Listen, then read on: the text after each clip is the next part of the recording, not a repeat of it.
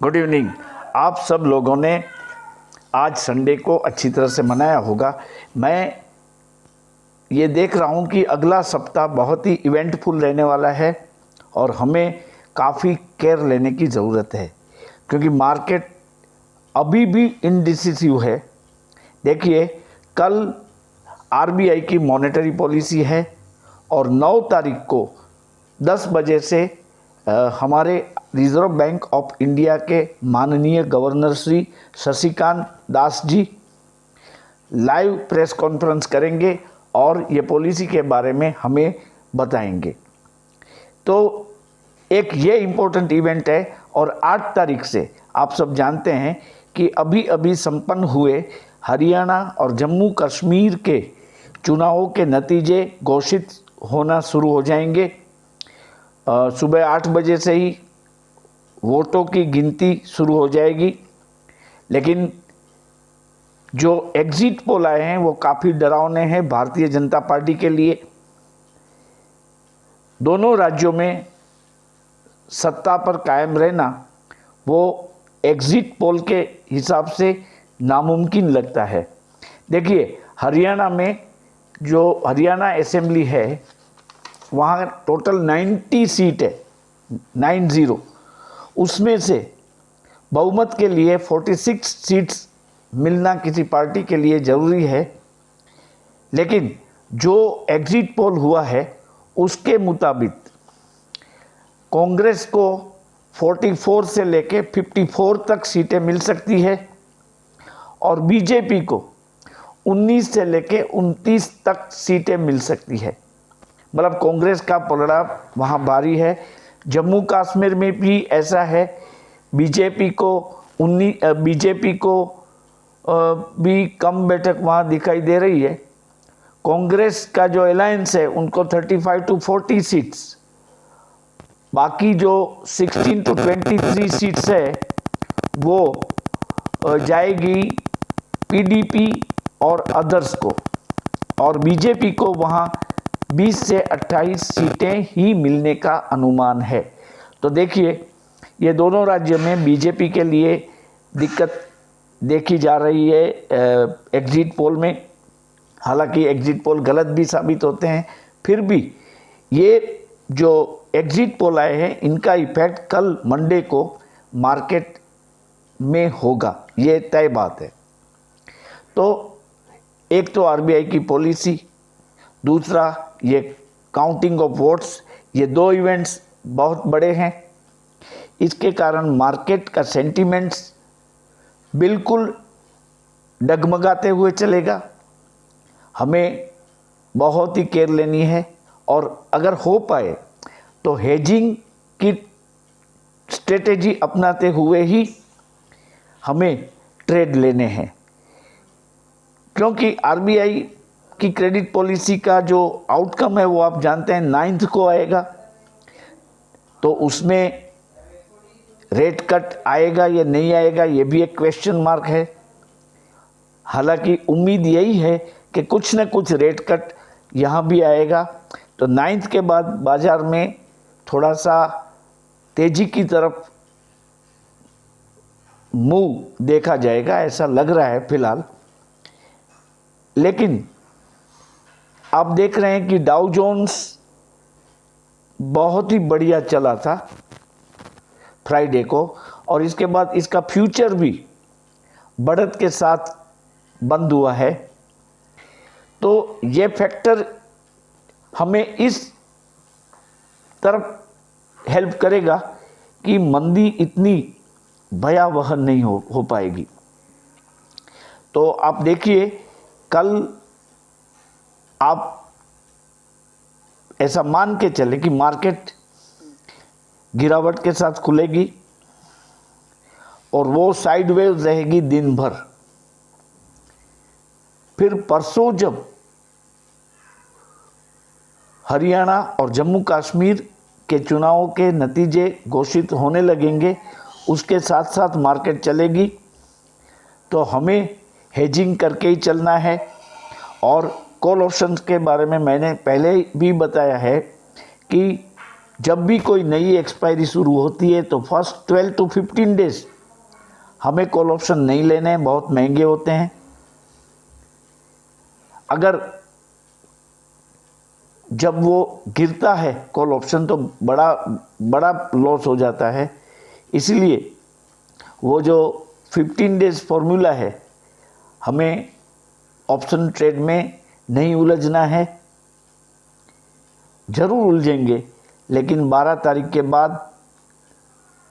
लेकिन bank Nifty और Nifty में आप अवश्य हेज कर सकेंगे। मुझे ऐसा लग रहा है कि कल मार्केट में गिरावट हो सकती है, लेकिन वो इतनी ज़्यादा डरावनी नहीं होगी। इज़राइल और ईरान के बीच का जो इश्यू है वो स्टेटस को में ही है। अभी इज़राइल फ़िलहाल लेबनान पे ही अटैक कर रहा है। ना तो ईरान ने कोई बड़ा मुंह लिया है, ना तो इज़राइल ने।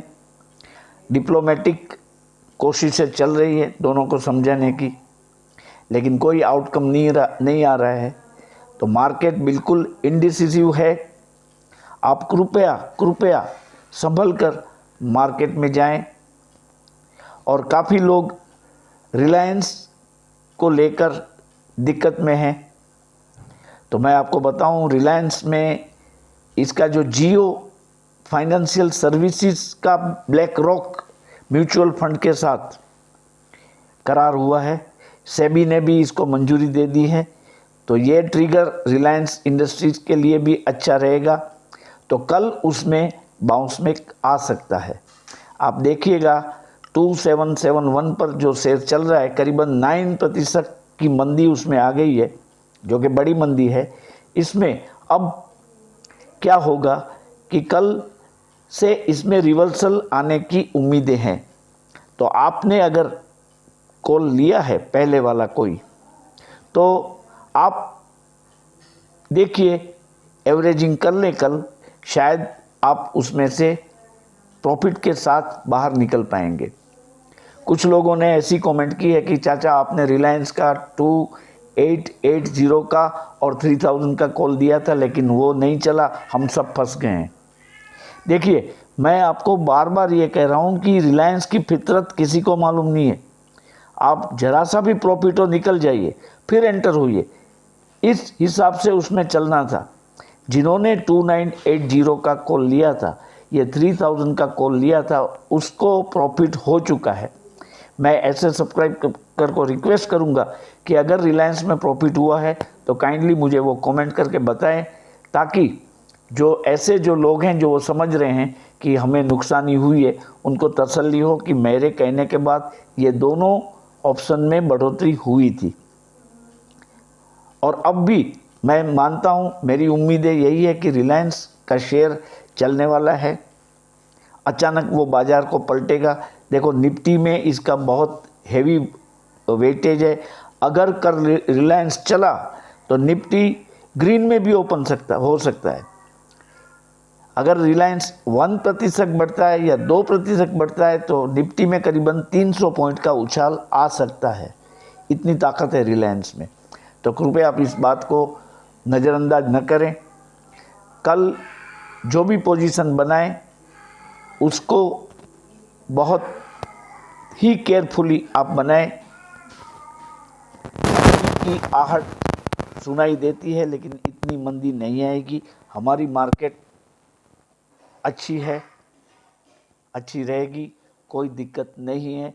इलेक्शन के रिजल्ट अगर बीजेपी के अगेंस्ट में आते हैं तो भी उसका असर भी कुछ ही दिनों तक दिखेगा मार्केट में। वैसे भी लास्ट लोकसभा के इलेक्शन में भी बीजेपी ने जो अपना टारगेट था, अब की बार 400 की पार, वो क्रॉस नहीं कर पाए, 400 से काफ़ी नीचे रहे हैं। तो उनको ये धक्का लग चुका है।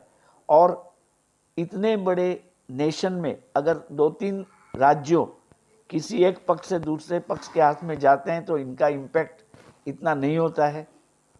बल्कि अब सरकार जो है वो ऐसा मानने लगेगी कि जो थोड़ा सा ग्राउंड हम लूज़ कर रहे हैं उसको इम्प्रूव करने के लिए लोगों को रियायतें दी जाएं पेट्रोल डीजल के दाम भी कम कर दिए जाए और भी जो इश्यूज़ है फॉर द मिडिल क्लास और इन्वेस्टर्स के जो इश्यू है उसमें वो थोड़ा सॉफ्ट बन जाएंगे, तो कुछ दिनों के बाद या कुछ हफ्तों के बाद उसमें भी सुधार आ जाएगा। और वो जो फैक्टर है बीजेपी की पॉपुलैरिटी कम होने की बात अगर हरियाणा और जम्मू कश्मीर से बाहर आएगी तो वो भी अपने आप धीरे धीरे लोग भूल जाएंगे और बाज़ार वैसे ही चलने लगेगी। तो कल आप देखिए क्या होता है, अच्छा ही होगा।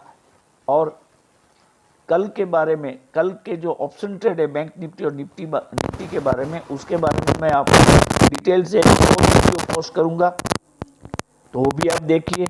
और जो 36% लोग मेरी चैनल देखते हैं लेकिन वो सब्सक्राइब नहीं करते हैं, उन लोगों को मेरी रिक्वेस्ट है कि काइंडली वो चैनल को सब्सक्राइब कर दें और मुझे सपोर्ट करें और मैं मेरे 5000 सब्सक्राइबर के नए टारगेट की तरफ आगे बढ़ पाऊँ।